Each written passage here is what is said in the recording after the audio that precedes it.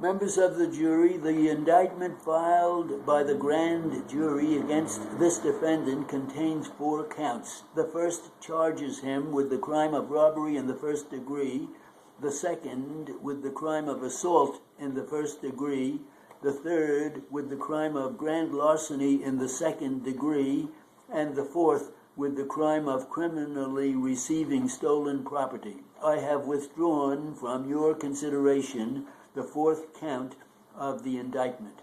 Robbery is the unlawful taking of personal property from the person or in the presence of another against his will by means of force or violence. To constitute robbery, force or fear must be employed either to obtain or retain possession of the property or to prevent or overcome resistance to the taking. If force be employed merely as means of escape, it does not constitute robbery. When force is employed in either of the foregoing sections of the statute, which I have read to you, the degree of force employed is immaterial. An unlawful taking or compulsion, if accomplished by force or fear, in a case specified in the foregoing sections of this article, which I have read to you, is robbery in the first degree when committed by a person being armed with a dangerous weapon or being aided by an accomplice actually present. In determining whether or not this defendant violated the law, you must not be moved by passion or indignation or ignominy or sympathy for the family of the defendant, nor should you refuse to perform your duty if you believe that this defendant violated the law, because a terrible punishment might await him in the event of your finding him guilty.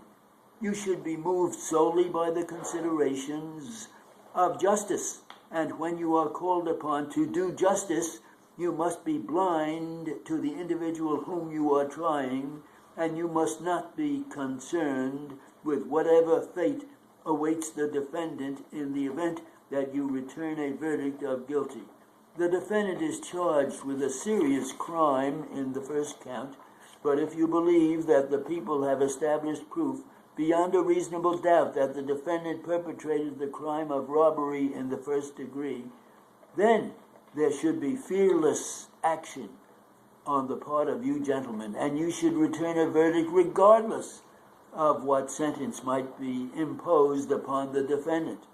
Neither the learned counsel representing the defendant nor the learned counsel representing the people was on the scene. The opinion of the district attorney, if he expressed any, as to the guilt of the defendant, is absolutely immaterial. The opinion of the learned counsel for the defendant as to the belief in the innocence of his client, if he expressed any, is immaterial.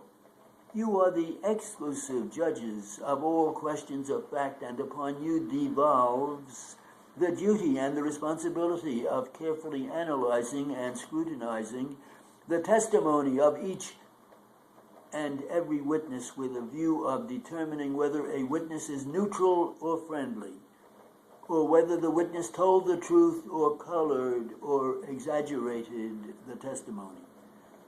What weight and credit you will give to the testimony of a witness rests entirely with you. If you believe that a witness has willfully perverted the truth in any material particular, you are strengthened or authorized, but not bound, to disregard the entire testimony of such a witness. You may, in your sound discretion, accept all of the testimony of a witness as true, or reject it all as untrue, or credit it in parts as true, or discredit it in parts as untrue. While you have comprehensive powers with respect to the performance of your duty, you should not exercise them capriciously, but your aim should be to do justice between the people and the defendant. Justice does not seek vengeance. Justice aims to ascertain the truth.